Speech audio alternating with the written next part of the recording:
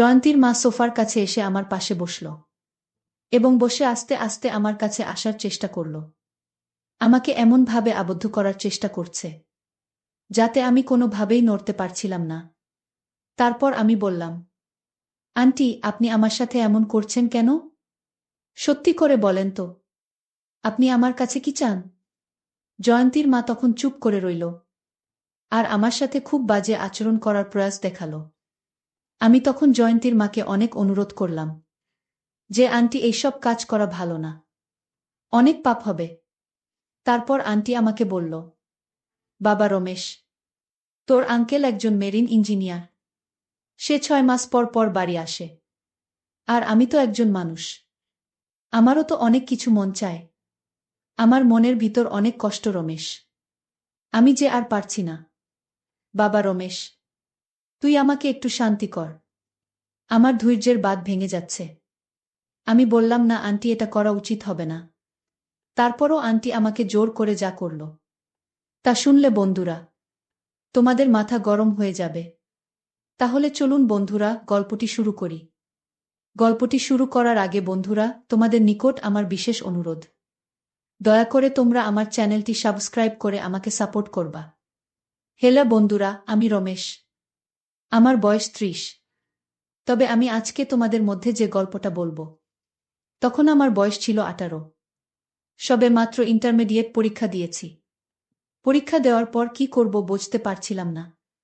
ভাবতে ভাবতে আমার এক বন্ধুর নাম সুজন, সে আমার কাছে আসলো।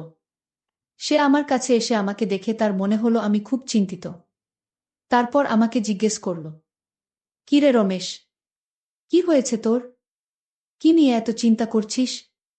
আমি বললাম, না রে বন্ধু, অন্য কোনো কিছু নিয়ে চিন্তা করছি না। ভাবছি ইন্টারমিডিয়েট পরীক্ষা দিয়ে দিচ্ছি, এখন কি করব? তারপর আমার বন্ধু সুজন বলল, শুন রমেশ, এই মুহূর্তে তোর যেহেতু কোনো কাজ নেই, তাহলে এক কাজ কর। আমার একটা চাচাতো বোন আছে, তুই তাকে কিছুদিন সময় দে, একটু ভালো করে পড়া। আর আমার চাচিও একজন হোম টিচার খুঁজছেন। বন্ধু সুজনের প্রস্তাবটা চিন্তা করে দেখলাম খারাপ না। যদি তাকে পড়াই, তাহলে আমার 2টা উপকার হবে। এক হচ্ছে আমার সময় কাটবে, 2 হচ্ছে কিছু টাকাও পাব, যা দিয়ে আমার হাত খরচ চলবে। তাই বন্ধু সুজনের প্রস্তাবে রাজি হয়ে গেলাম। প্রথম দিন সুজনই নিয়ে গেল ওর চাচির বাসায় আমাকে। গুলশানে জয়ন্তীদের বাসা, সুন্দর 4তলা বাড়ি। ওরা বেশ বনেদি বড়লোক, দেখলেই বোঝা যায়। গেটের সামনে বেশ বড় একটা জামরুল গাছ। ঢাকা শহরে জামরুল গাছ সচরাচর দেখা যায় না। গেটে দারোয়ান ছিল। সুজনকে দেখে দরজা খুলে দিল। তারপর নিজেই এগিয়ে গিয়ে একতলায় কলিং বেলে টিপ দিল। ছোট্ট একটা কাজের মেয়ে দরজা খুলে দিল। আমরা ভিতরে গিয়ে বসলাম। সুন্দর করে সাজানো ড্রয়িং রুম। যে গুছিয়েছে বোঝাই যায় তার রুচি সত্যিই সুন্দর। দেশ বিদেশের নানারকম ভাস্কর্য, শোপিস আর পেন্টিং, অনেকগুলো প্লেনের মডেল। আমরা বসার একটু পরেই জয়ন্তী হাজির। সুজকে দেখে জয়ন্তী বলল, ভাইয়া কেমন আছো? এতদিন পরে আসলা? সুজন ঘাড় নেড়ে বলল, ভালো আছি।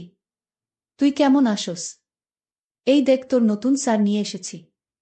অনেক রাগী, তোকে একদম সোজা করে দেবে। জয়ন্তী বলল, ইনি বুঝি আমার নতুন টিচার? বলেই সে হি হি হি হাসি মারল। আমি বেশ ভ্যাবাচ্যাকা খেয়ে গেলাম। এ কি বিপদ রে বাবা, এটা হাসির কি হলো? একটু পরেই একজন মহিলা ঘরে ঢুকল। মহিলা ঘরে ঢুকতেই মনে হলো ঘরের আলো যেন বেড়ে গেছে। প্রচণ্ড সুন্দরী এক মহিলা, কথাবার্তা যেমন সুন্দর তেমনি স্মার্ট, একদম অন্যরকম ভাবে কথা বলে। কি মিষ্টি কণ্ঠস্বর। আমাকে পরিচয় করিয়ে দিল সুজন। ওর বন্ধু দেখে আমাকে মহিলা অনেক প্রশ্ন করলেন। কোথায় পড়ি? কি করি? বাবা কি করেন? একদম ফুল প্রোফাইল আর কি। আমিও বেশ সুন্দর গুছিয়ে উত্তর দিলাম। উনি বেশিরভাগ সময় ইংলিশ মেশানো বাংলায় কথা বলছিলেন। বোঝা যায় হাইলি এডুকেটেড। তবে তখনও আমি একটা জিনিস জানতাম না, যেটা পরে জেনেছি। সবকিছু ঠিকঠাক হয়ে গেল। আমি সপ্তাহে 4 দিন পড়াবো। ফ্রাইডে অফ, আর দিনগুলো ফ্লেক্সিবল। যেদিন খুশি আসতে পারি। তবে সন্ধ্যা ৭টার পরে আসলে ভালো হয়। জয়ন্তী খুব ফাঁকিবাজ। তবে অনেক ব্রিলিয়ান্ট। পড়ানো শুরু করার পরেই বুঝতে পারলাম জয়ন্তীর টিউটার এত ঘন ঘন চেঞ্জ হয় কেন। মেয়েটা একের পরে এক প্রশ্ন করতেই থাকে। তবে আমিও বেশ ধৈর্য ধরে প্রশ্নের উত্তর দেই। বকাঝকা করি না। ও গল্প করতে চাইলে গল্প করি। ১ ঘন্টা করে পড়ানোর কথা। বেশিরভাগ সময়ই পড়া শেষ করতে করতে ৯:৩০ বেজে যায়। রাত বেশি হয়ে গেলে জয়ন্তীর আম্মু না খেয়ে যেতে দেন না। যেহেতু উনি সুজনের খালা, তাই আমারও আন্টি ডাকা উচিত। কিন্তু এত ইয়াং যে উনাকে আন্টি ডাকতে লজ্জাবোধ করছে। উনাকে দেখলে কেউ বলবে না যে উনার এত বড় একটা মেয়ে আছে। মেরে কেটে উনার বয়স ২৪ পার করানো যাবে না। কিন্তু যেহেতু উনার এত বড় একটা মেয়ে আছে, মনে হচ্ছে উনার বয়স ৩৩ কি ৩৪ হবে। আমি উনাকে কোনো রকম সম্বোধন না করেই কথা বলার চেষ্টা করলাম। এতদিন ধরে জয়ন্তীকে পড়াচ্ছি। এখনো ওর বাবাকে দেখলাম না। একদিন ফস করে জিজ্ঞেসই করে বসলাম, জয়ন্তী, তোমার আব্বুকে তো একদিনও দেখলাম না। উনি বুঝি অনেক রাতে বাসায় ফেরেন? জয়ন্তী সাথে সাথে বই বন্ধ করে বলে, না স্যার, আব্বু তো মেরিন ইঞ্জিনিয়ার। উনাকে ম্যাক্সিমাম সময় জাহাজে থাকতে হয়। তবে আব্বু ছুটি পেলেই চলে আসে। ৩-৪ মাস পর পর আসেন। মাসখানেক থাকেন, আবার চলে যান। এবার ৪ মাস পার হয়ে গেল। তাও আব্বু আসছে না। বলেছে জাহাজ নিয়ে ডেনমার্কে আছে। ওখানে কি একটা ঝামেলা হয়েছে। আসতে আরও মাস দুয়েক দেরি হয়ে যাবে গু। এখন বুঝতে পারলাম জয়ন্তীর আম্মু সবসময় এত উদাস থাকে কেন। জীবনের বেশিরভাগ সময়টাই মহিলার হয়তো এভাবে একা একা কাটাতে হয়। এরপর থেকে কেন যেন আমিও উনাকে একটু সঙ্গ দেওয়ার চেষ্টা করতাম। কখনো ৭টার আগে গিয়ে হাজির হয়ে যেতাম।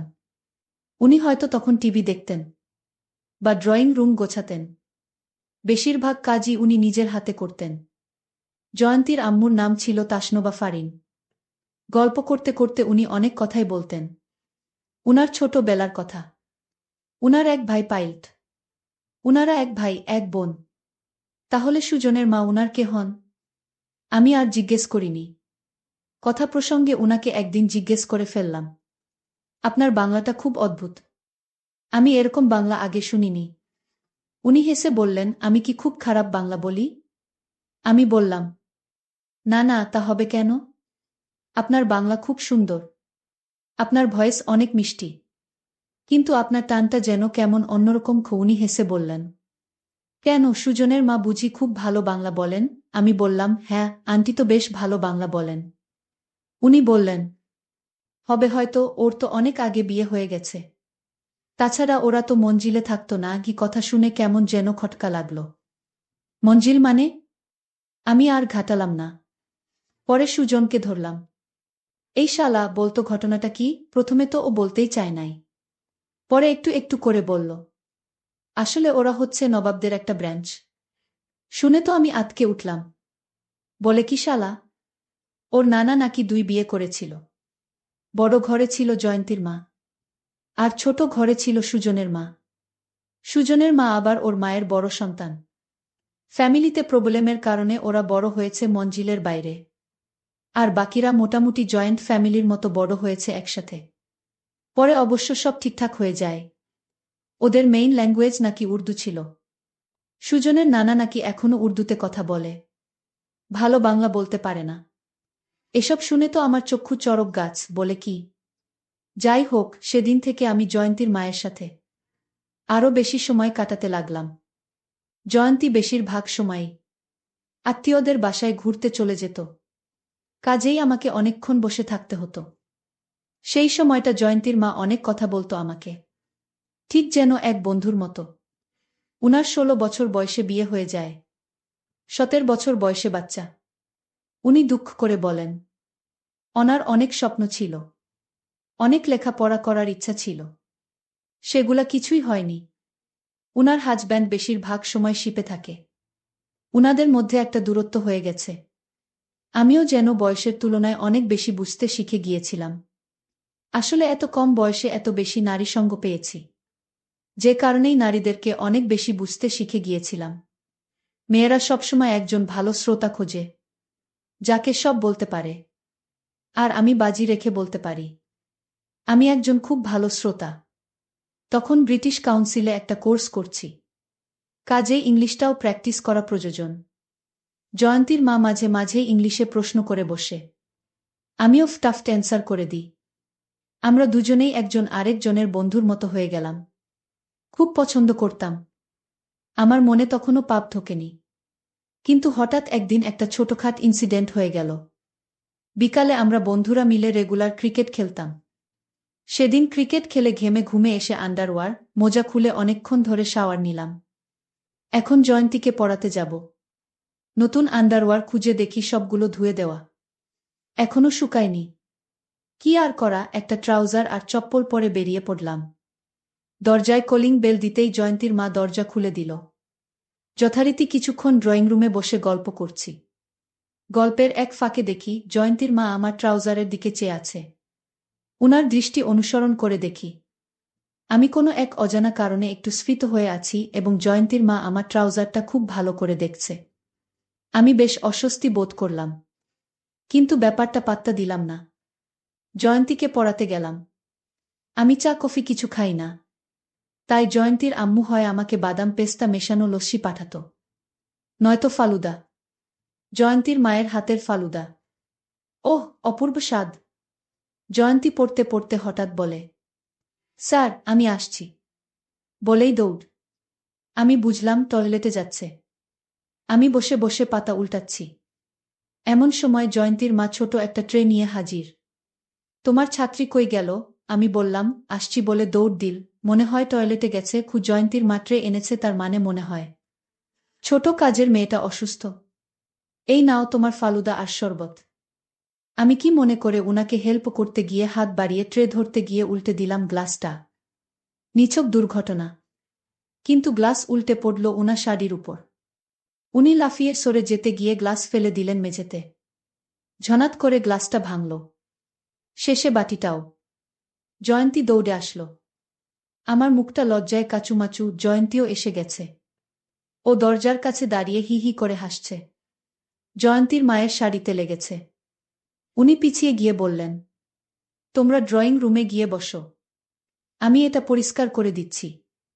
দেখো পা কাটে না যেন। আমি আর জয়ন্তী গিয়ে ড্রয়িং রুমে বসলাম। আমার বেশ খারাপ লাগছিল। সরি বলা উচিত।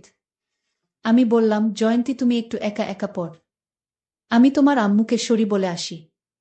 আমি ওর আম্মুর রুমের সামনে দাঁড়িয়ে নক করতে যাব। এমন সময় দেখি রুমের দরজা আধখানা খোলা, আর উনি এমন অবস্থায় আছেন যা দেখে আমার চোখ মুজে গেল। আমার সাথে চোকাচোকি হয়ে গেল। আমি যে কি ভীষণ লজ্জা পেলাম, কিন্তু জয়ন্তীর মা বোধহয় লজ্জা পায়নি, বরঞ্চ একটা ছোট্ট হাসি উপহার দিল। এই হাসিতে কি ছিল জানি না, তবে কেন যেন মনে হয় আমন্ত্রণের হাসি। জয়ন্তীর মার হাসির মধ্যে কেন জানি আমার মনে হচ্ছে অন্য রকম রহস্য লুকিয়ে আছে। জয়ন্তীর মার কাছে আর ক্ষমা চাইতে পারলাম না। আমি লজ্জায় জয়ন্তীর মার কাছ থেকে চলে আসলাম। জয়ন্তীর মা বেশ কিছুক্ষণ পরে এসে বলল, তোমাদের রুম পরিষ্কার হয়ে গেছে, চাইলে যেতে পারো। আমি উনার দিকে তাকাবার সাহস পাচ্ছিলাম না। আমি সেদিনের মতো পড়ানো শেষ করে বাসায় চলে আসলাম। পরদিন যাব না করেও কি মনে করে 7টার আগেই হাজির। জয়ন্তীর মা যথারীতি দরজা খুলে দিল। আজকে গেটে দারোয়ানকে দেখলাম না, হয়তো কোনো কাজে পাঠিয়েছে। আজকে জয়ন্তীর মা একটা অফ হোয়াইট শাড়ি পরেছেন, অপূর্ব সুন্দরী লাগছে, যেন সত্যিকারের এক রাজকুমারী। একটু কি সেজেছেও? হ্যাঁ তাই তো, মনে হচ্ছে জয়ন্তীর মাকে আজকে একটু রোমান্টিক লাগছে। জয়ন্তীর মার অপূর্ব চেহারা, দেখতে অনেক আবেদনময়ও বটে। হয়তো বয়সের জন্য একটু চর্বি জমেছে। আমি খানিকক্ষণ অপলক দৃষ্টিতে দেখলাম, তারপরে ড্রয়িং রুমে গিয়ে বসলাম। জয়ন্তী বাসায় নেই। ওর মা বলল, আজকে ও নানা বাড়ি থাকবে। আমার বুক দূর দূর করে কাঁপছিল। তবু আমি সোফাতে বেশ স্বাভাবিক হয়ে বসার চেষ্টা করলাম। অন্যদিন জয়ন্তীর মা আমার অপোজিটের সোফাতে বসে, আজকে আমার পাশে বসেছে। উনার এখান থেকে হালকা একটা পারফিউমের গন্ধ বাতাসে ভেসে আসছে। আমি আচ্ছন্ন হয়ে যাচ্ছি কোনো এক অজানা নেশাতে। আজ যে কথাই বলছো না, কি হয়েছে তোমার? আমি নিজেকে স্বাভাবিক রাখার চেষ্টা করেও পারছি না। জয়ন্তীর মার দিকে চোখ তুলে তাকাতেও পারছি না। দর দর করে ঘামছি। তুমি সুস্থ আছো তো? বলেই উনি আমার কপালে হাত দিয়ে পরীক্ষা করার চেষ্টা করলেন। সারা শরীরে যেন বজ্রপাত হয়ে গেল। উনি আমাকে খুব ভালো করে পরীক্ষা করে বললেন, একই তোমার তো জ্বর নেই, তাহলে ঘামছো কেন? আমি এবার মুখ তুলে তাকালাম।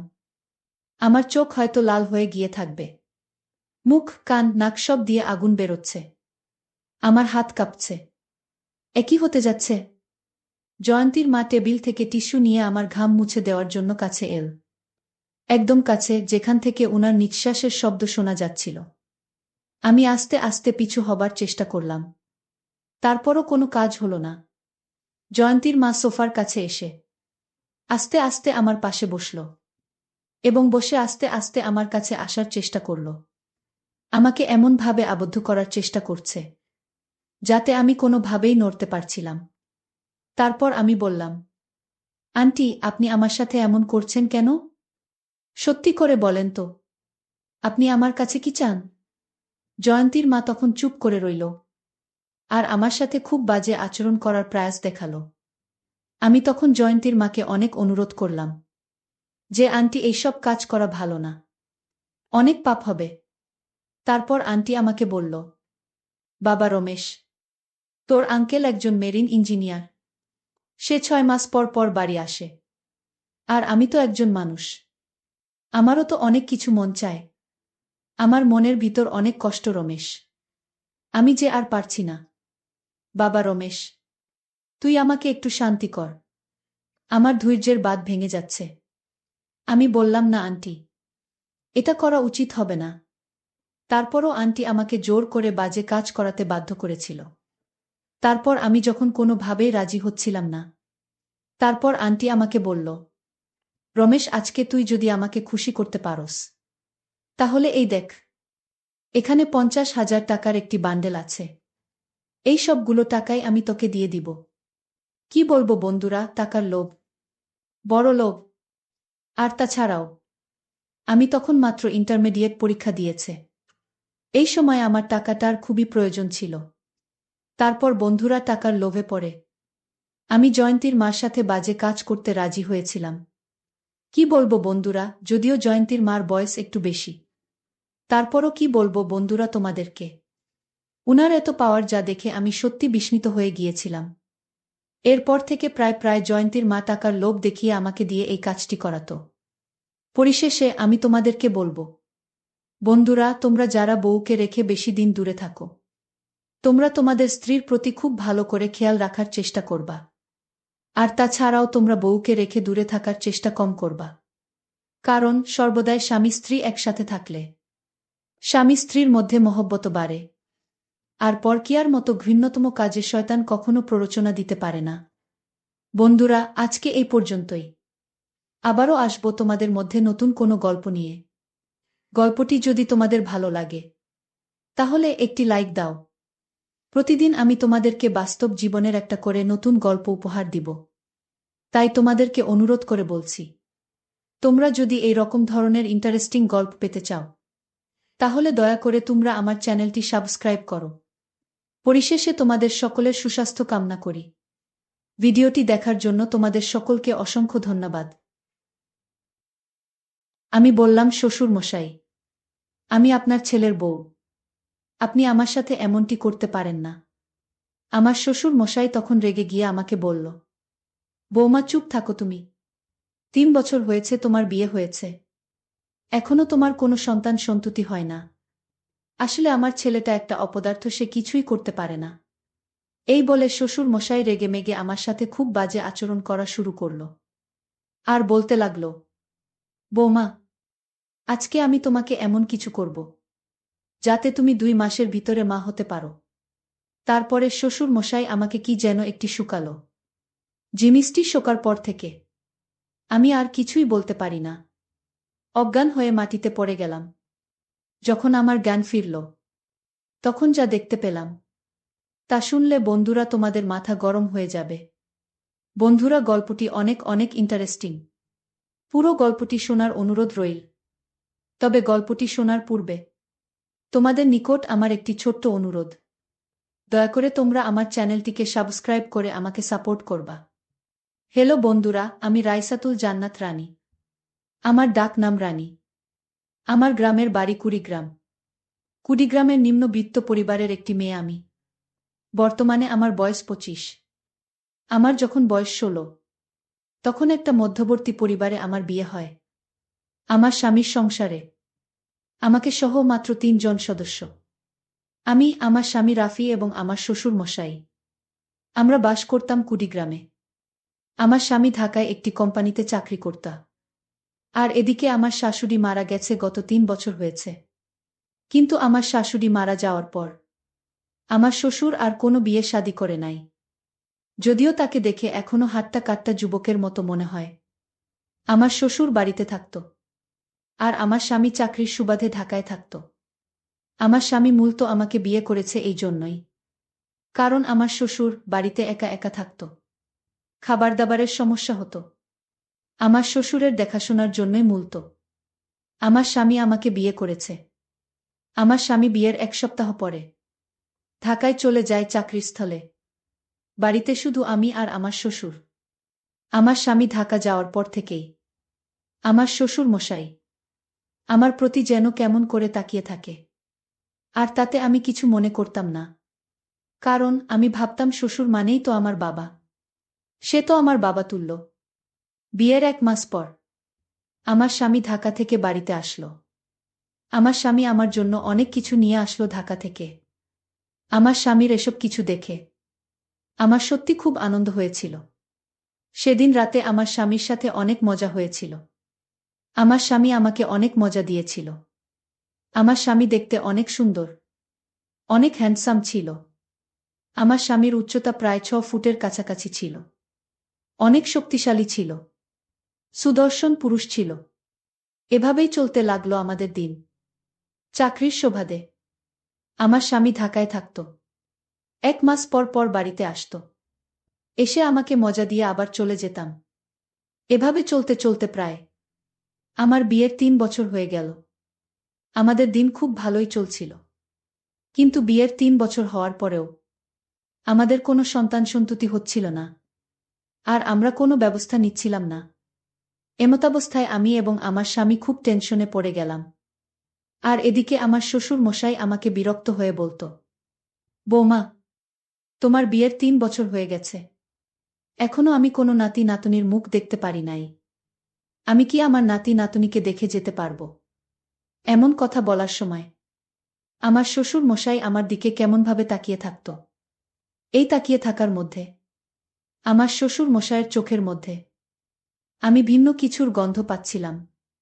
তারপরেও আমি তেমন কিছু মনে করতাম না, কারণ আমার শ্বশুরমশাই শুধু আমার দিকে এভাবে তাকিয়ে থাকত। কিন্তু আমার সাথে বিয়ের 3 বছর হওয়ার পরেও কোনো খারাপ আচরণ করার চেষ্টাই কর না। বিয়ের 3 বছর পর এভাবেই কেটেছিল আমার দিন। খুব ভালোই ছিল, সুন্দরভাবে কাটছিল। কিন্তু আমার স্বামী একদিন ঢাকা থেকে বাড়িতে আসলো। ঢাকা থেকে বাড়িতে আসার পর রাত যখন 12টা বাজল, তখন আমার স্বামীর মোবাইলের হোয়াটসঅ্যাপে একটি মেসেজ চলে আসলো। মেসেজটি দেখে আমার সারা গা কাঁপতে শুরু করল।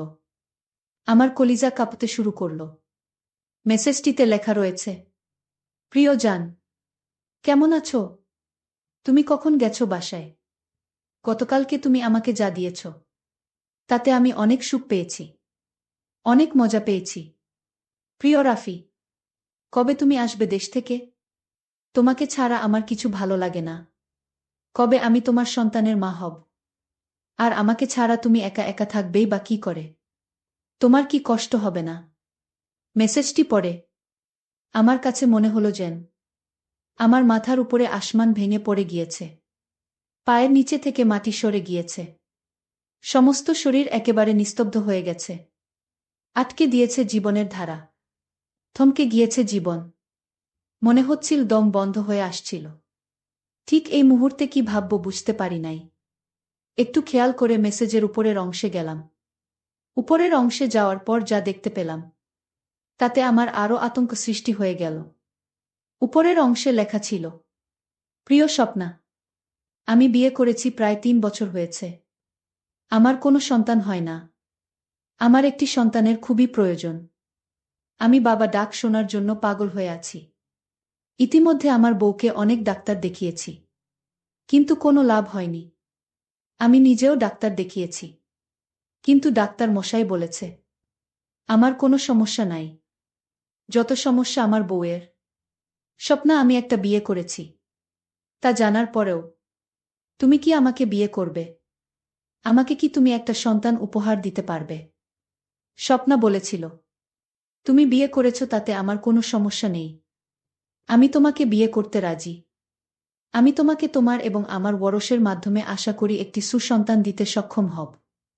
স্বামীর মোবাইলের হোয়াটসঅ্যাপে এরকম চ্যাট দেখে আমার রীতিমতো মাথা ঘুরে গেল। কি করব? আমি কিছু বুঝে পাচ্ছিলাম না, ভেবে কিছু পাচ্ছিলাম না। কি করা যায় এমন অবস্থায়? আমার তো সন্তান হয় না। সেটা একমাত্র আল্লাহ পাকের ইচ্ছায় হয়। আল্লাহ পাক চাইলে সন্তান দিতেও পারে, আবার চাইলে নাও দিতে পারে। কিন্তু এই জন্য তো আমার সংসার ভেঙে যাচ্ছে। আমার স্বামী আমার উপরে সতীন এনে বসাচ্ছি। আরেকটি বিয়ে করে আমার স্বামীর মধ্যে একটি ভাগ তৈরি করছে। এটা পৃথিবীর কোনো মেয়েই সহ্য করতে পারবে না, বিশেষ করে বাঙালি মেয়ে। আমার স্বামীর মোবাইলে এরকম চ্যাট দেখে আমি মোবাইলটা আস্তে আস্তে রেখে তারপর কাঁদতে কাঁদতে দুচোখ ভিজিয়ে ফেললাম। আর এদিকে আমার স্বামী খুব আরাম করে ঘুমাচ্ছিল।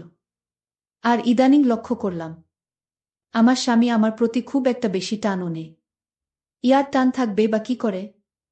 কারণ সে তো অন্য জায়গা থেকে যা কিছু পাওয়ার সবই পাচ্ছে। সারারাত ঘুম নেই, দুচোখের পাতা এক করতে পারলাম না। সকালে উঠে ফজরের নামাজ পড়লাম আর আল্লাহর কাছে কান্নাকাটি করলাম যে, হে আল্লাহ, আমার স্বামীকে তুমি সঠিক পথে ফিরিয়ে আনো। তুমি আমার কাছ থেকে সবকিছু কেড়ে নিয়ে যাও, কিন্তু আমার স্বামীর ভাগটা কেড়ে নিয়ে না।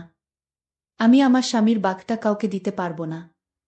এভাবে আমার স্বামী ঢাকা থেকে এসে 2 দিন থাকার পর আবার ঢাকায় চলে গেল। মনের দুঃখে তাকে কিছু বলতে পারি নাই। আমার স্বামী চলে যাওয়ার পর আমি নীরবে একা একা শুধু কাঁদি, চোখের জল পড়ে। একদিন শ্বশুর মশাই আমাকে এসে ক্রন্দনরত অবস্থায় দেখে ফেলে। তারপর শ্বশুর মশাই আমাকে বলল, বৌমা, কি হয়েছে তোমার? তুমি কাঁদছ কেন? আমি বললাম, বাবা, কিচ্ছু না। তারপরেও আমার শ্বশুর মশাই আমাকে বলল, বৌমা, তুমি আমার কাছে মনে হচ্ছে কোনো কিছু লুকাচ্ছ।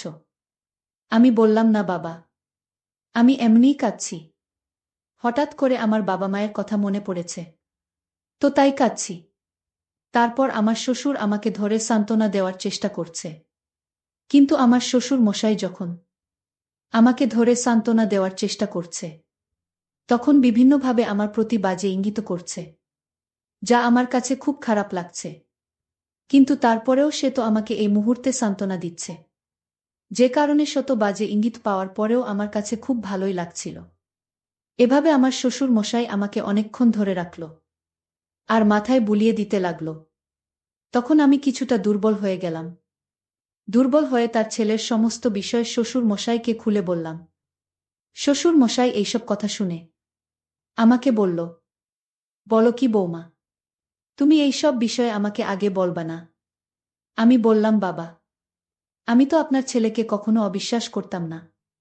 আপনার ছেলেকে প্রচুর বিশ্বাস করতাম। কিন্তু আপনার ছেলে যে এরকম একটা কাজ করবে তা আমি কখনো কল্পনাও করতে পারি নাই। আমার শ্বশুরমশাই ছেলের এরকম কাণ্ডর কথা শুনে আমাকে সান্ত্বনা দেওয়ার চেষ্টা করল। কিন্তু এই সান্ত্বনা দেওয়ার ফাঁকে ফাঁকে আমার শ্বশুর মশাই আমার সাথে ভিন্ন রকম আচরণ করার চেষ্টা করল আর বল, বৌমা, তুমি শান্ত হও। আজকে তোমার সন্তান হয় না বিদায়, সে একটি সন্তানের আশায় এই রকম ধরনের সিদ্ধান্ত নিয়েছে। তুমি একটু ধৈর্য ধরো। তোমাকে আমি আগামীকালকে একটি কবিরাজের কাছে নিয়ে যাব। অনেক নামকরা কবিরাজ, তার চিকিৎসায় নাকি অনেকেই মা হতে পেরেছে। আমি বললাম, বাবা, যা করার এখন আপনি করবেন, কারণ আপনার ছেলেকে তো আমার ফেরানোর ক্ষমতা নাই। পরের দিন শ্বশুর মশাই আমাকে নিয়ে একটি কবিরাজের কাছে গেলেন। কবিরাজ আমাকে দেখে পরীক্ষা নিরীক্ষা করে বললেন, তুমি মা হতে পারবা। যদি তুমি একটা কাজ করো। অবশ্যই কাজটি করা আমাদের সমাজের আইনের বিধানে নেই। আমি বললাম, কবিরাজ মশাই, কি কাজ একটু ক্লিয়ার করে বলুন। তারপর কবিরাজ মশাই আমাকে বলল, তোমাকে তোমার স্বামী ছাড়া অন্য যে কোনো একজন পুরুষের সাথে ঘনিষ্ঠ হয়ে দেখতে হবে। তাহলেই আমরা নিশ্চিত হয়ে যাব যে তোমার সমস্যা না তোমার স্বামীর সমস্যা। আমি কবিরাজ মশাইকে বললাম, কবিরাজ মশাই, আমি তো পরীক্ষা করিয়েছি, ডাক্তার তো বলেছে আমার সমস্যা। কবিরাজ মশাই আমাকে বলল, মারে সন্তান দেওয়ার মালিক আল্লাহ। সুতরাং তোমাকে একটু ভিন্ন কিছু করে দেখতে হবে। একটু ভিন্ন কিছু করে দেখো। অন্য একজন পার্সন যদি তোমার সাথে একটু ঘনিষ্ঠ হওয়ার পর তুমি সন্তানের মা হতে পারো, তাহলে কি তুমি এটা চাও না? কবিরাজ মশাই এরকম ধরনের কথা শুনে আমার প্রথমত খুব খারাপ লেগেছিল। তারপর দ্বিতীয়ত চিন্তা করলাম, আমার তো একটি সন্তান দরকার। একটি সন্তানের কারণে আমার সংসার ভেঙে যাচ্ছে। আমার সংসারে সতীন আসতেছে। কিছুক্ষণের জন্য একবারে নীরব নিস্তব্ধ হয়ে গেলাম। তারপর কবিরাজ মশাইকে বললাম, কবিরাজ মশাই, আমার তো সেই রকম কেউ নেই যে আমার সাথে স্বামীর মতো ঘনিষ্ঠ হতে পারবে। তারপর কবিরাজ মশাই বলল, তাহলে আমি যদি তোমাকে এরকম ধরনের একজন লোক বের করে দেই, তাহলে কি তুমি তার সাথে ঘনিষ্ঠ হবে? আমি বললাম, জি কবিরাজ মশাই, আমি ঘনিষ্ঠ হব। তারপর কবিরাজ মশাই আমাকে এমন একজন লোককে দেখিয়ে দিল, যা দেখে সত্যিকার অর্থে আমার মাথা ঘুরে গেল। অর্থাৎ কবিরাজ মশাই আমার শ্বশুর মশাই এর দিকে ইশারা করে বলতেছে, শোনো রানী, এই যে তোমার পাশে বসা তোমার শ্বশুর মশাই, তোমাকে সন্তান দেওয়ার জন্য সেই যথেষ্ট। তুমি হয়তো তোমার শ্বশুর মশাইকে খুব ভালো করে চেনো না। তোমার শ্বশুর মশাই আমার ভালো একজন বন্ধু। তারপর কবিরাজ মশাই আমাকে বলল, আচ্ছা রানী, আমার একটা প্রশ্নের জবাব দাও তো। আমি বললাম, কি কবিরাজ মশাই? কবিরাজ মশাই আমাকে বলল, তোমার শাশুড়ি মারা গেছে কতদিন হয়েছে? আমি বললাম, 3 বছরের অধিক। তারপর কবিরাজ মশাই আমাকে বলল, একটা পুরুষ মানুষ তো 50 বছরে বুড়ো হয়ে যায়নি। একটা 50 বছরের ঊর্ধ্বে লোক 3 বছর হয়েছে তার স্ত্রী মারা গেছে। সে কিভাবে একা একা থাকে? আমাকে প্রশ্নের জবাবটা দিতে পারবে? আমি বললাম, না কবিরাজ মশাই। তাহলে শোনো রানী, তোমাকে আজকে একটা গোপন কথা বলি। তোমার শ্বশুর মশাই আমার বন্ধু মানুষ। তাই আমার এখানে নিয়মিত আসা যাওয়া করত। এবং যদি কোনো মহিলার সন্তান না হতো, তাহলে সে ক্ষেত্রে আমি তোমার শ্বশুর মশাইকে কাজে লাগাতাম। তুমি আরেকটি বিষয় জানলে অবাক হবে যে এ পর্যন্ত 25টি মহিলাকে তোমার শ্বশুর দ্বারা সুফল পেয়েছে। তুমি তো তার ছেলের বউ। তোমাকে তো আর তোমার শ্বশুরমশাই সবকিছু বলতে পারে না। এখন তুমি যদি রাজি থাকো, তাহলে তোমার সাথে তোমার শ্বশুর মশাই ঘনিষ্ঠ হবে। আর এতে আশা করা যায় তুমি সুফল পাবে। কবিরাজ মশাইয়ের কাছ থেকে এরকম ধরনের কথা শুনে প্রথমত আমি কিছুটা অবাক হয়ে যাই। তারপর অবশেষে রাজি হয়ে যায়। তারপর কবিরাজ মশাই আমাকে বলল, ঠিক আছে, তাহলে এবার তুমি বাড়ি চলে যাও। গিয়ে তোমার শ্বশুর মশাইকে খুশি করো। তাহলে দেখবে তোমার কাজ হয়ে যাবে। আর তোমার শ্বশুরমশাই একাজে পরীক্ষিত। তারপর কবিরাজ মশাইয়ের কাছ থেকে বাসায় চলে আসলাম। বাসায় চলে আসার পর আমার শ্বশুর মশাই আমার দিকে তাকিয়ে আমাকে ইঙ্গিত দিল, যেন আজকে আমি প্রস্তুত থাকি। অবশেষে নিরুপায় হয়ে একটি সন্তানের আশায় আমি সেই কাজটি করেছিলাম।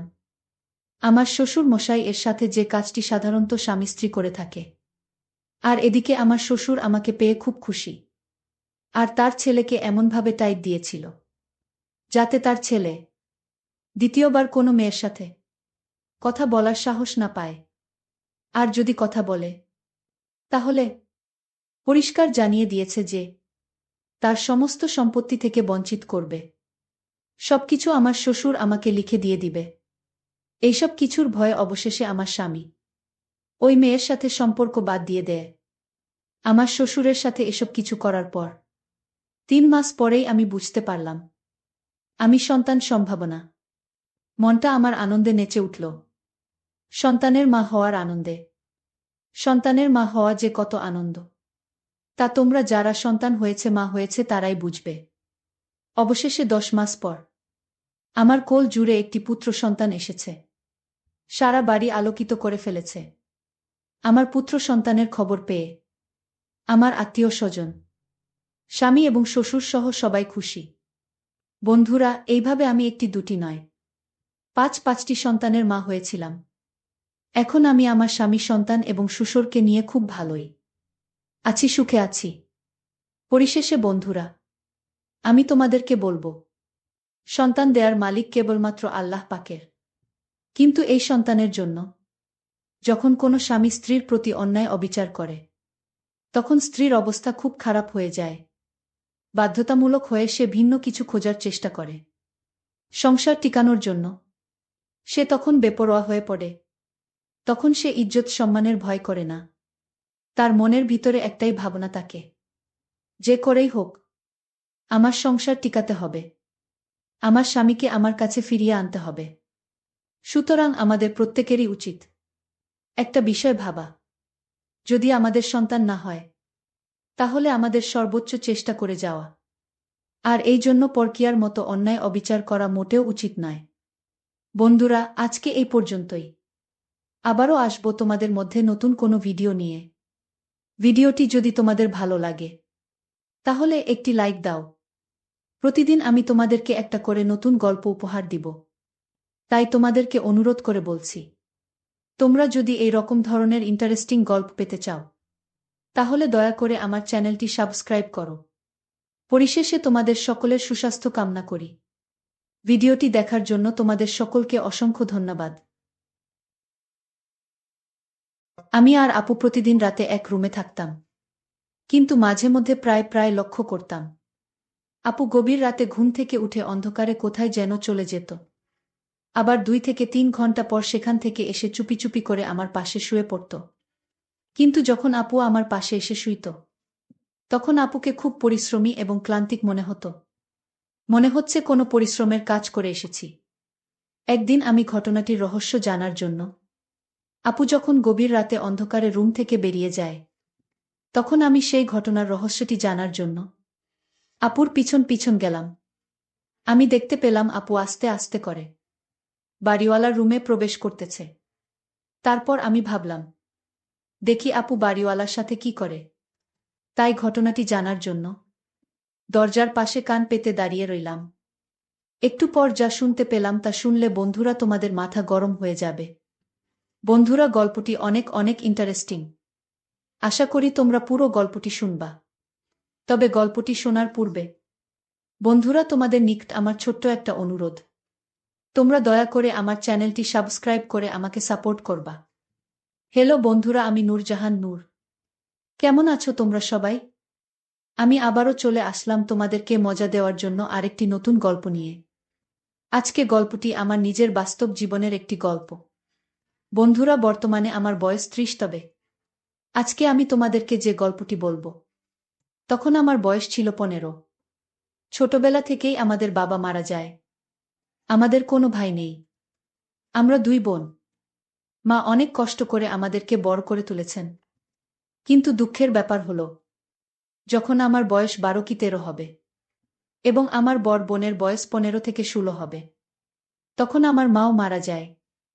আর এদিকে আমাদের পারিবারিক অবস্থা খুব একটা ভালো ছিল না, যে কারণেই আমরা এলাকার কিছু মানুষের সহায়তায় চলে আসি আমাদের গ্রামের বাড়ি থেকে ঢাকা শহরে কাজের সন্ধানে। আমার বড় বোনের নাম শিমুল। আমি আর শিমুলা আপা আমাদের এলাকার এক আত্মীয়র বাসায় এসে উঠলাম। কিন্তু ঢাকা শহর, কেউ কাউকে এক বেলা খেতে দিবে, কিন্তু থাকার স্থান দিবে না। দেওয়াটা কষ্টকর হয়ে যায়। ঢাকা শহর আজব শহর। মানুষের বসবাসের জন্য সামান্যটুকু জায়গা দিবে, এটা কেউ চাইলেও দিতে পারে না, কারণ এখানে বসবাসের জায়গা খুবই সীমিত। আমি এবং আমার বড় আপু শিমুল আপুকে নিয়ে আমাদের এই আত্মীয়ের বাসায় খুব কষ্ট করে 2 দিন রইলাম। 2 দিন থাকার পর আমরা কি করব বুঝতে পারতেছি না। আমাদের হাতে তখন অল্প কিছু টাকা ছিল, যা দিয়ে আমরা কোনোরকম চলতে পারতাম। কিন্তু বাসা ভাড়া নেওয়ার মতো টাকা আমাদের কাছে ছিল না তখন। আমি আর শিমুল আপু খুব চিন্তায় পড়ে গেলাম। চিন্তা করতে করতে আমরা একটা বাসা খুঁজতেছি, যাতে কিছুদিন পরে আমরা কিছু করে টাকা পয়সা দিতে পারি। এমন একটা সুহৃদরবান বাড়িওয়ালা খুঁজতেছিলাম। আর এদিকে আমার বড় বোন শিমুল আপু একটি গার্মেন্টসের চাকরি পেয়েছে। আমাদের এলাকার এক আত্মীয়ের মাধ্যমে তিনি গার্মেন্টসের চাকরিটি পেয়েছেন। বড় আপু চাকরি পেয়েছেন ঠিক আছে, কিন্তু আমি কি করব? আমার বয়স তো কম। তাছাড়া আমি ছোট মানুষ। আমাকে তো আর গার্মেন্টসে নেবে না। যাই হোক, আমি মাস দুয়েক এভাবেই রইলাম। আর এদিকে আমার বড় বোন চাকরি পাওয়ার সুবাদে এমন একজন বাড়িওয়ালা পেয়েছিলাম, যাকে আমরা 1 মাস পরে টাকা দিয়েছিলাম। প্রথম প্রথম ভেবেছিলাম বাড়িওয়ালা লোকটি অনেক ভালো, কারণ আমাদের বিপদের সময় সে অনেক হাল ধরেছে, আমাদেরকে অনেক সহায়তা করেছে। যাই হোক, বাড়িওয়ালার 2 ছেলে, 1 মেয়ে। তাদের সবাইকে বাড়িওয়ালা বিয়ে দিয়ে দিয়েছে। আর বাড়িওয়ালার বউ মারা গিয়েছে অনেক আগেই। কিন্তু বাড়িওয়ালা যে এত একটা ভয়ঙ্কর কাজ করবে, তা আমি কখনো কল্পনাও করতে পারিনি। আমার বড় বোন শিমুল আপু, ইদানিং তাকে খুব রোমান্টিক রোমান্টিক মনে হচ্ছে। কিন্তু আপুকে কেন এরকম রোমান্টিক মনে হচ্ছে, তা কিন্তু আমি কিছুতেই বুঝতে পারছি না। আমি আর আপু একদিন একসাথে শুয়ে রইলাম রাতে। কিন্তু মধ্যরাতে কিসের যেন সন্দেহে আমার ঘুম ভেঙে যায়। ঘুম থেকে উঠে দেখি আপু আমার পাশে নেই। আপু আমার পাশে নেই। এ অবস্থাটা দেখে আমার ভেতরটা কেটে উঠল। মনে মনে ভাবতে লাগলাম, কোথায় গেল আমার আপু? আমাদের কিচেন ঘর, নিজের রুম সহ খুব ভালো করে সব জায়গায় খুঁজলাম, কিন্তু কোথাও আপুকে পেলাম না। শুয়ে শুয়ে মনে মনে চিন্তা করতে লাগলাম, তাহলে আপু গেল কোথায়? রাত যখন 3টা থেকে 4টা বাজে, তখন আমি দেখতে পেলাম আপু কোথায় থেকে যেন আমাদের রুমে প্রবেশ করতেছে। আপু আসতেই আমি জিজ্ঞেস করলাম, আপু কোথায় গিয়েছিলে এত রাতে? আমি তোমাকে অনেক জায়গায় খুঁজছি, কিন্তু পাই নাই। কোথায় গিয়েছিলে আপু, বলো না? আপু কোনো কথা না বলে একবারে চুপ করে রইল। চুপ করে এসেই শুয়ে পড়ে ঘুমিয়ে পড়ল। আর এদিকে আমি মনে মনে চিন্তা করতে লাগলাম, আমার আপু তো এমন ছিল না। হঠাৎ করে আপুর কি হয়ে গেল? আমার আপু দেখতে অনেক সুন্দরী, অনেক সুশ্রী। আমার আপু অনেক স্মার্টও বটে। পরের দিন সকালে উঠে আপু একবারে রেডি হয়ে আবার গার্মেন্টসে কাজের উদ্দেশ্যে চলে গেল। আর আমার বয়স কম হওয়ায় আমি তো আর গার্মেন্টসে চাকরিতে ঢুকতে পারতেছি না। কিন্তু মনে মনে ভাবতেছি, আমার বোনের উপর আর কতদিন চলব? আমারও একটা কিছু করতে হবে। তাই আমি একটা চাকরি খুঁজতে শুরু করি। খুঁজতে খুঁজতে আমিও একটা চাকরি পেয়ে যাই, একটি কারখানার প্যাকেজিংয়ের কাজ। যাই হোক, এভাবেই চলতেছিল আমাদের জীবন। কিন্তু আমাদের সবকিছুই স্বাভাবিক ছিল, সবকিছুই ঠিক ছিল। কিন্তু একটি জিনিস এই আমার বিবেককে বারবার বাধা দিতে শুরু করল। আর তা হল, আমরা যে রুমে থাকতাম, সেই রুমটাতে আমি আর আমার আপু একসাথে থাকতাম। কিন্তু রাত যখন গভীর হতো, তখন আমি ঘুম থেকে উঠে দেখতাম প্রায় প্রায় আপু আমার সাথে আমাদের বিচারের নেই। মনটা তখন খুব খারাপ হয়ে যেত। এ ব্যাপারে আপুকে জিজ্ঞেস করলে আপু কোনো কিছু বলতো না। ব্যাপারটা আমার কাছে খুব রহস্যজনক মনে হলো। যেখানে আমার নিজের আপন বড় বোন রাতের অন্ধকারে কোথায় যায়, আমি ঘুম থেকে উঠেই দেখি আমার পাশে নেই। একদিন আমি ভাবলাম, আপু কোথায় যায়, কি করে? এই রহস্যটা আমাকে জানতেই হবে। আমি একদিন ভাবলাম যে আজকে সারারাত ঘুমাবো না, কিন্তু ঘুমের ভান ধরে পড়ে রইব। দেখব আমার বড় আপু কোথায় যায়। রাত যখন 12টা বাজে, তখন দেখলাম আপু আস্তে আস্তে উঠে দরজা খুলে কোথায় যেন যাচ্ছে। আমিও চট করে উঠে গেলাম। উঠে আপুর পিছু নিলাম। এমনভাবে পিছু নিলাম যাতে আপু কোনোভাবেই বুঝতে না পারে যে আমি তার পেছু নিচ্ছি। আমি দেখতে পেলাম আপু আস্তে আস্তে করে আমাদের বিল্ডিংয়ের 4তলায় গেল। আমি ভাবলাম, আপু 4তলায় কি করে? এখানে তো বাড়িওয়ালার থাকে। আর বাড়িওয়ালার বাসায় তো কেউ নাই। বাড়িওয়ালা শুধু একলা। ছেলে মেয়ে সবাইকে বিয়ে দিয়েছে। তার বয়স প্রায় 55 থেকে 60-এর মতো হবে। বাড়িওয়ালার বয়স যদিও একটু বেশি, কিন্তু সে দেখতে এখনো অনেক শক্তিশালী পুরুষের মতো। আর তাছাড়াও বাড়িওয়ালা শরীরের প্রতি খুব কেয়ার করে। তাদের কোনো অভাব নাই তো, যে কারণে শরীর স্বাস্থ্যের প্রতি তারা প্রচুর যত্নশীল হয়। আমি দেখতে পেলাম আপু আস্তে আস্তে করে বাড়িওয়ালার যে রুমে থাকে সে রুমে প্রবেশ করে গেল। কিন্তু আমি একটা জিনিস দেখে খুব আতঙ্কিত হয়ে গেলাম। বাড়িওয়ালার রুমের দরজা ভেতর থেকে লাগানো ছিল না। তাহলে কি প্রতিদিন আপু সেখানে যেত? ভাবতেই মনের ভেতরটা ফুপুরে কেঁদে উঠল। আপু সরাসরি বাড়িওয়ালা রুমের ভিতর ঢুকে গেল। ঢুকে গিয়ে আস্তে আস্তে করে দরজাটা ভিতর থেকে লাগিয়ে দিল। আমি খুব সাবধানতার সাথে আস্তে আস্তে বাড়িওয়ালার দরজার সামনে গিয়ে কান পেতে শোনার চেষ্টা করলাম। সেখানে কি হচ্ছে? আপু সেখানে কি করে? কি হচ্ছে সেটা জানার জন্য আমি সেখানে কিছুক্ষণ কান পেতে দাঁড়িয়ে রইলাম। কিছুক্ষণ পরেই শুনতে পেলাম সেখান থেকে এক অদ্ভুত ধরনের আওয়াজ আসছে। যে আওয়াজটা শুনে আমার সমস্ত গায়ে শিহরিত হয়ে উঠল। বাড়িওয়ালার সাথে আপুর এরকম অবস্থা দেখে আমার খুব খারাপ লেগেছিল। কিন্তু রুমের ভিতরে কি হচ্ছে? আর এরকম অদ্ভুত আওয়াজ আমি কখনো শুনি নাই। এরকম অদ্ভুত আওয়াজ কেন হয়? আমি কিছুতেই বুঝতে পারি নাই। এভাবে প্রায় 10 থেকে 15 দিন আপুকে লক্ষ্য করলাম। সেখানে বাড়িওয়ালার রুমে যায়, যাওয়ার সাথে সাথে কি রকম একটা অব্যত আওয়াজ আসে। তারপর একদিন আমি মনে মনে ভাবলাম, আমাকে সেই রহস্য খুঁজে বের করতেই হবে। আপু সেই রুমে গিয়ে কি করে? আর কেনই বা 60 ঊর্ধ্ব একজন বয়স্ক লোকের সাথে আপু কি করে? ঘটনার রহস্যটি জানার জন্য একদিন আমি কৌশলে বাড়িওয়ালার রুমের খাটের নিচে গিয়ে বসে থাকি। আর আপুকে বললাম, আপু আমি আমার এক বান্ধবীর বাসায় বেড়াতে যাচ্ছি। আজকে মনে হয় আমি আর আসতে পারবো না। রাত যখন 11টা বাজে তখন লক্ষ্য করলাম আমার আপু বাড়িওয়ালার এখানে আসছে।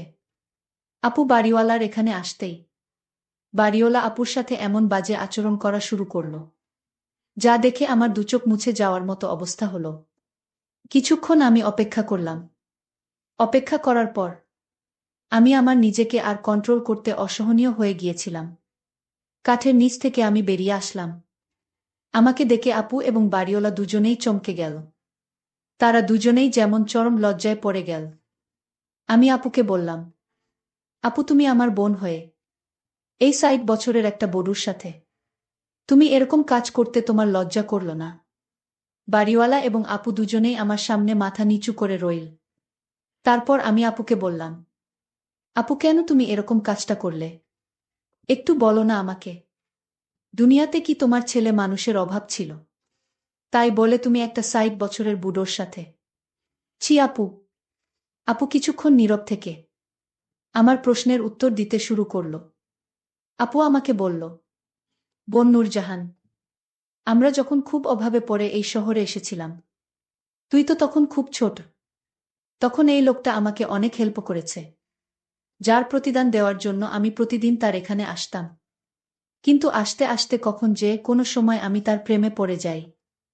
আমি তাকে ভালোবেসে ফেলি, তা নিজেও বলতে পারি না। এক পর্যায়ে আমরা বিয়ে করে নেই। বোন আমরা এখন স্বামী স্ত্রী। কিন্তু এই সমাজকে বুঝতে দেই না। আমার বর বোন শিমুল আপুর কাছ থেকে এরকম ধরনের কথা শুনে আমার কিছুটা খারাপ লেগেছিল। তারপর ভাবলাম, যেহেতু আমার বর বোন তাকে বিয়ে করে নিয়েছে, তাতে তো কোনো সমস্যা নেই। আমি আমার বর বোনকে বললাম, তাহলে লুকিয়ে কেন? তোমরা স্বামী স্ত্রী তা প্রকাশ করো। তোমার স্বামীর বয়স বেশি হয়েছে তাতে কি হয়েছে? যেহেতু তুমি বিয়ে করেই ফেলেছ, তাহলে এটা প্রকাশ করতে অসুবিধাটা কোথায়? তারপর এক পর্যায়ে আমার বোন এবং বাড়িওয়ালা আমার বোনকে স্বীকৃতি দিয়ে সমাজের কাছে এটা প্রকাশ করল। কিন্তু বাড়িওয়ালার স্বভাব চরিত্র খুব একটা ভালো ছিল না। সে আমার দিকে মাঝে মধ্যে কেমন করে জেনে তাকিয়ে থাকত। আর সবচেয়ে বড় কথা হলো, যখন আমার আপু তাদের বিয়ের কথা প্রকাশ করে, তখন থেকে আমি আপুদের বাসায় থাকি। আর আমার দুলাভাই আমার দিকে প্রায় আর জেগে থাকত। আমাকে লুকিয়ে লুকিয়ে দেখার চেষ্টা করত। আপুর বিয়ে হওয়ার পর আপু গার্মেন্টসের চাকরি করে না। গার্মেন্টসের চাকরি টোটাল ছেড়ে দিয়েছে। আমাকে কোনো কিছু করতে দেয় না। দুলাভাই আমাদের ফ্যামিলির সমস্ত খরচ বহন করে।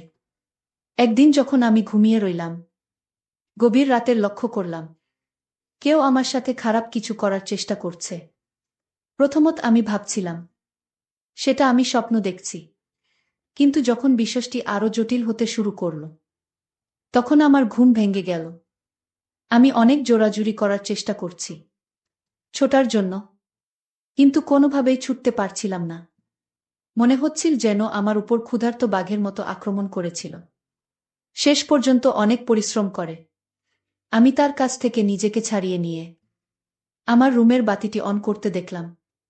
সে তো আর কেউ নয়, সে আমার বড় বোনের স্বামী, অর্থাৎ আমার দুলাভাই। ৬০ বছরের ঊর্ধ্বে একটা লোকের যে এত পাওয়ার, এত শক্তি, তা যদি তার সাথে আমি ঘনিষ্ঠ না হতাম, তাহলে কখনো কল্পনাই করতে পারতাম না। অবশেষে আমার দুলাভাই আমার উপর যে অন্যায়, অত্যাচার আর জুলুম করেছিল, প্রথমত ভেবেছিলাম সেটা আমার কিছু হবে না, কিন্তু ২ থেকে ২.৫ মাস পর আমি অনুভব করতে পারলাম যে আমি সন্তান সম্ভাবা। বিষয়টি যখন আমি জানতে পারি, তখন আমার খুব খারাপ লেগেছিল। আমি কি করব কিছু খুঁজে পাচ্ছিলাম না। তারপর আপুর কাছে বিষয়টি পরিষ্কার করে খুলে বলি। আপু দুলাভাইকে অনেক বকাবকি করে। অনেক তিরস্কার করার পরে আপু নিজেই সিদ্ধান্ত নিল যে দুলাভাইয়ের সাথে আমাকে বিয়ে দিবে, আর তা না হলে এ সন্তানের কি হবে। এ সন্তানের এমন এক পর্যায়ে গেল যেখানে যদি সন্তানটাকে আমি নষ্ট করে ফেলি, তাহলে আমার জীবনের হুমকি হয়ে দাঁড়াবে। ডাক্তারের কাছে পরামর্শ নিলে ডাক্তার বলল, এটা নষ্ট করার কোনোভাবে উচিত না। তারপর আপু নিজের থেকেই আমার আর দুলাভাইকে বিয়ে দিয়ে দিল। হয়ে গেলাম বইনে বইনে সতীন। বন্ধুরা, এখন আমি আর আমার বোন মিলে খুব ভালোই আছি। বন্ধুরা, যদিও আমার দুলাভাই প্লাস জামাই একটু বয়স বেশি, তারপরেও আমাদেরকে তিনি খুব সুখেই রাখেন। বন্ধুরা, তোমরা সকলেই আমার জন্য দোয়া করবে। পরিশেষে আমি তোমাদেরকে বলবো বন্ধুরা, এই পৃথিবীতে হাজার হাজার কোটি কোটি লোক আছে। তাদের মধ্যে কোনটা মুখ আর কোনটা মুখোশ তা চিনা খুবই কঠিন। আর এমন কিছু ঘটনা এই পৃথিবীতে ঘটে যা সাধারণত স্বাভাবিক কোনো মানুষ মেনে নিতেই খুবই কষ্ট হয়। আর আমার ক্ষেত্রেও তাই হয়েছিল। তারপরেও ভাগ্যের পরিহাসে মেনে নিতে বাধ্য হয়েছিলাম। বন্ধুরা, আজকে এই পর্যন্তই। আবারও আসবো তোমাদের মধ্যে নতুন কোনো ভিডিও নিয়ে। ভিডিওটি যদি তোমাদের ভালো লাগে, তাহলে একটি লাইক দাও। প্রতিদিন আমি তোমাদেরকে একটা করে নতুন গল্প উপহার দিব। তাই তোমাদেরকে অনুরোধ করে বলছি, তোমরা যদি এই রকম ধরনের ইন্টারেস্টিং গল্প পেতে চাও, তাহলে দয়া করে আমার চ্যানেলটি সাবস্ক্রাইব করো।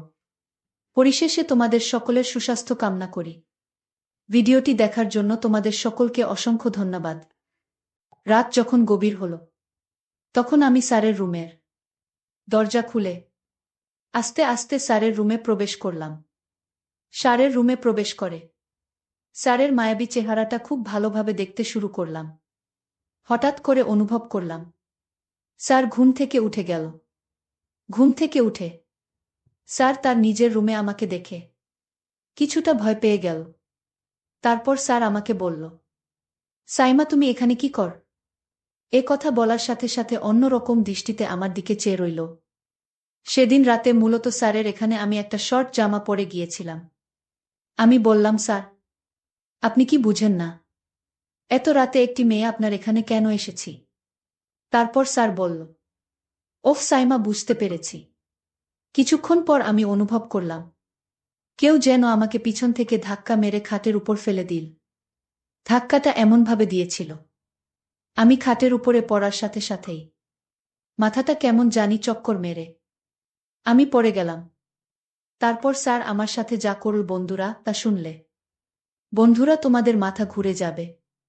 বন্ধুরা, গল্পটি অনেক ইন্টারেস্টিং। আশা করি তোমরা পুরো গল্পটি শুনবে। তবে গল্পটি শোনার পূর্বে তোমাদের নিকট আমার ছোট্ট একটি অনুরোধ, তোমরা সকলেই আমার চ্যানেলটি সাবস্ক্রাইব করে আমাকে সাপোর্ট করবা। হ্যালো বন্ধুরা, আমি সাইমা আক্তার পুতুল। আমার ডাক নাম পুতুল। আমার বর্তমান বয়স ২৫। আজকে আমি তোমাদের মধ্যে যে গল্পটি বলবো, তখন আমার বয়স ছিল মাত্র ১৪। আমি তখন ক্লাস 8-এ পড়ি।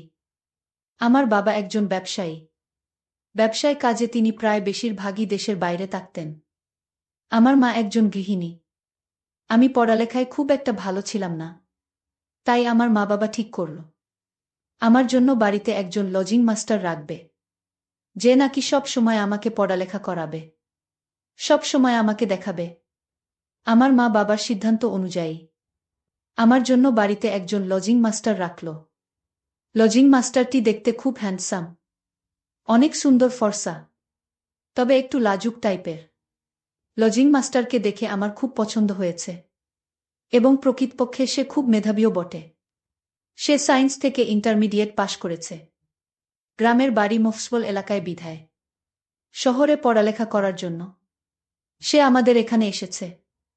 আমরা শহরে থাকি, আর আমরা যে শহরে থাকি সে শহরে সে একটি ইউনিভার্সিটিতে পড়ালেখা করছে। প্রথমত সে মেসে থাকত, তারপর আমার আম্মু আব্বুর সিদ্ধান্ত অনুযায়ী সে আমাদের পাশেই আমাদের গেস্ট রুমে থাকে। আমার আব্বু তো বাড়িতে থাকত না, ব্যবসার কাজে ব্যস্ত থাকত। আমাদের বাসায় কোনো পুরুষ লোক ছিল না। আমাদের বাসার লজিং মাস্টার কাজ ছিল আমাকে পড়ানো আর টুকটাক বাজার সদাই করা, আর তার নিজের পড়ালেখা। ওহো বন্ধুরা, তোমাদেরকে তো আমি আমার লজিং মাস্টারের নাম বলতে ভুলে গেছি। তার নাম হচ্ছে আদিলুর রহমান। অত্যন্ত সহজ সরল একটা লোক, কথা খুব কম বলে, কিন্তু প্রচণ্ড মেধাবী। যাই হোক বন্ধুরা, সে প্রতিদিন আমাকে পড়ায়। আমিও খুব মনোযোগ সহকারে পড়ি। আসলে তার পুরানোর কৌশল অত্যন্ত চমৎকার ছিল। আমি দুর্বল ছাত্র ছিলাম, তারপরও আমি তার পড়ানোর কৌশল খুব সহজেই বুঝতে পারতাম। এইভাবে পড়তে পড়তে আমি প্রায়ই আমার লজিং মাস্টারের নিকট 2 থেকে 3 মাস বললাম। মোটামুটি আমি অনেকটা এগিয়ে গেছি তার পড়ানোর ফলে। কি বলবো তোমাদেরকে বন্ধুরা, আমার লজিং মাস্টারকে দেখে আমার খুব ভালো লেগে যায়। আর সবচেয়ে বড় কথা হচ্ছে আমি তার এখানে 3 থেকে 4 মাস পড়লাম। এই 3 থেকে 4 মাসের ভিতরে আমি তাকে যতটুকু চিনলাম, সে কোনোদিন একটি সেকেন্ডের জন্য আমাদের দিকে বাজে নজরে তাকায়নি।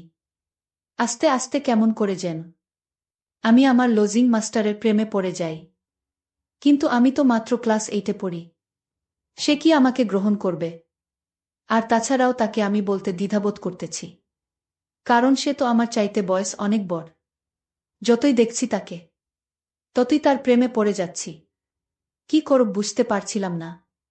বয়স কম ছিল তো, তাই ভেবে পাচ্ছিলাম না কি করব। আবেগী মন ছিল তখন বন্ধুরা আমার। কিন্তু লজিং মাস্টারকে তো আমার খুব পছন্দ হয়েছে। যেভাবেই হোক তাকে আমার প্রেমের ফাঁদে ফেলতে হবে, যে কোনো কিছুর বিনিময় হোক।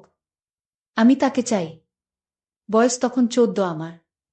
রঙিন স্বপ্ন, রঙিন সব কিছু। যেদিকেই তাকাই শুধু রঙিন রঙিন মনে হয়। রাতে পড়তে বসে শুধু স্যারের কথাই মনে পড়ে। কি করি বুঝতে পারতেছি না। কিভাবে স্যারকে বলি, স্যারকে কিভাবে আপন করে পেতে পারি। এই চিন্তা করতে করতে হঠাৎ করে মাথার মধ্যে একটা আইডিয়া এলো। ভাবলাম স্যারের সাথে আমার এমন কিছু করতে হবে যাতে স্যার আমার প্রতি আকৃষ্ট হয়, আমার দিকে ভালোবাসার নজরে তাকায়, মায়া নজরে তাকায়। তাহলে হয়তো স্যারকে আমার পক্ষে দুর্বল করা সম্ভব। পরের দিন আমি একটি জিন্সের প্যান্ট আর একটি টি শার্ট পরলাম, যাতে আমাকে খুব আকর্ষণীয় লাগে। আমার সবকিছু যেন খুব ভালো করে বোঝ যায়, সে যাতে আমাকে খুব ভালো করে অনুধাবন করতে পারে। যেই চিন্তা সেই কাজ। পরের দিন খুব ফ্রেশ হয়ে, খুব ভালো করে সেজেগুজে, মানে নিজেকে খুব আকর্ষণীয় করে স্যারের সামনে পড়তে বসলাম। আর সেই সাথে একটি বিদেশি সুগন্ধি আমার জামাতে খুব ভালো করে লাগিয়েছিলাম। আমি স্যারের কাছে পড়তে গেলেই স্যার আমার গায়ের এত সুন্দর সুগন্ধি দেখেই একটু ভালো করে নিঃশ্বাস নেয়ার চেষ্টা করছি।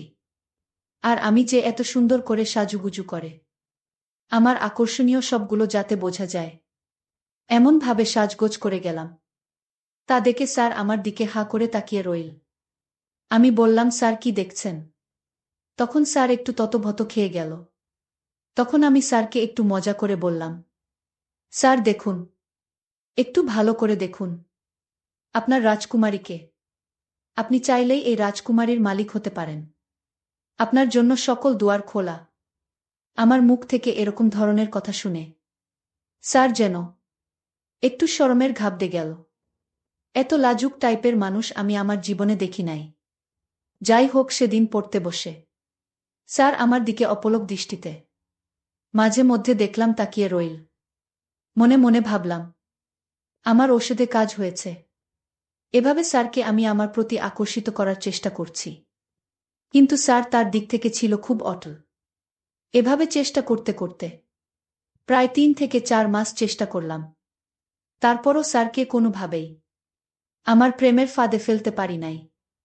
তারপর একদিন ভাবলাম, যেভাবেই হোক আমি আমার লজিং মাস্টার অর্থাৎ আমার স্যারকে আমার প্রেমে ফেলতেই হবে কোনোভাবেই। যখন আমি আমার স্যারকে আমার প্রেমের ফাঁদে ফেলতে পারছিলাম না, তখন বাধ্য হয়ে একদিন গভীর রাতে স্যারের রুমে গিয়ে আমি প্রবেশ করলাম।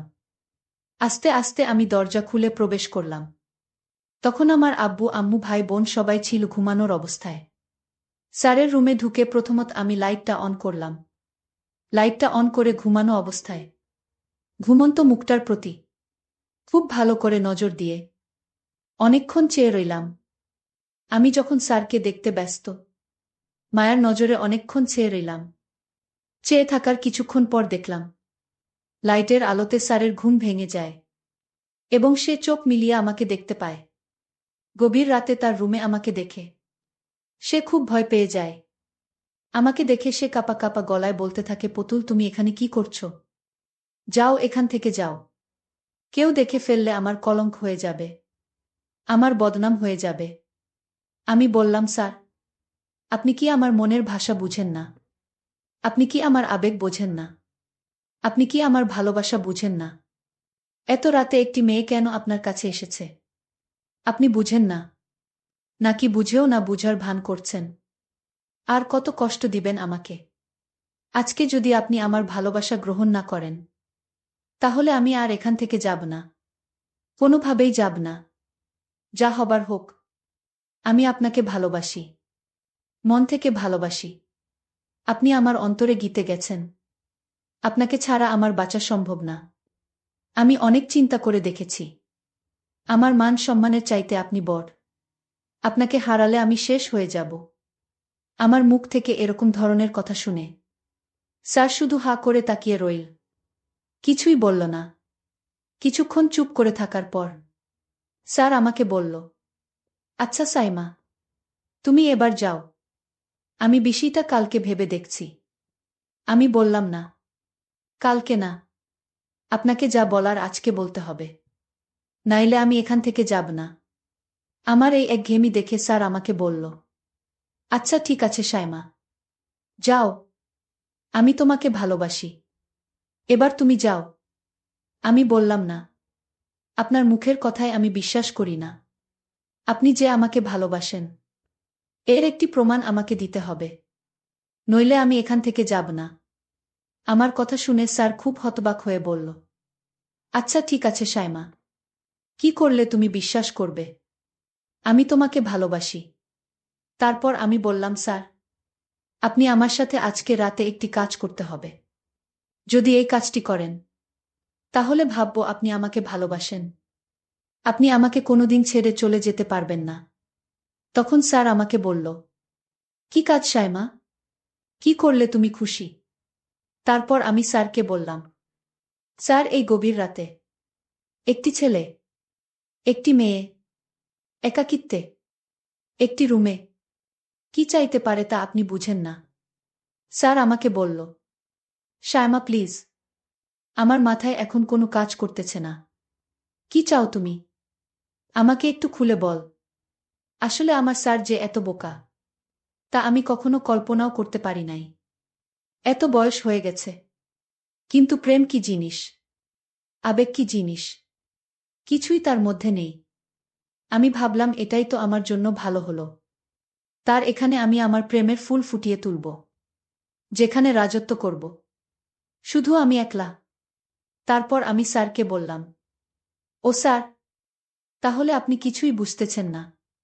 আপনি আমার সাথে কি করতে হবে তাই তো? আচ্ছা ঠিক আছে, আপনি আপনার মোবাইলটা দেন, আমি আপনাকে বুঝিয়ে দিচ্ছি। আপনি আমার সাথে এখন এই মুহূর্তে কি করলে আমি খুশি। তারপর স্যার বাধ্য ছেলের মত তার মোবাইলটা আমার এখানে দিয়ে দিলেন। আমি একটি সাইটে ঢুকলাম। ঢুকে গিয়ে আমি তাকে কিছু অন্যরকম ভিডিও ফুটে দেখালাম। স্যারকে এইসব ভিডিও ফুটেজ দেখানোর পর স্যারের মধ্যে একটু অন্যরকম অনুভূতি আমি লক্ষ্য করলাম। তারপর স্যার আমাকে বলল, শায়মা তুমি এত কিছু জানো কিভাবে? আমি বললাম, স্যার আমি একটা উন্নত ফ্যামিলিতে বড় হয়েছি, আর দুনিয়ার এই সব কিছু আমি খুব ভালো করেই জানি। আমার অভিজ্ঞতা আর এক্সপেরিয়েন্স দেখে স্যার তো অবাক হয়ে গেল। তারপর আমি স্যারকে বললাম, স্যার আরেকটা মজার জিনিস পেয়েছি, প্লিজ স্যার এটা একটু দেখেন। স্যার এটা প্রথম 2 থেকে 4 মিনিট খুব ভালো করে মনোযোগ সহকারে দেখল। দেখার পর দেখি স্যারের অবস্থা একেবারেই খারাপ হয়ে গেল।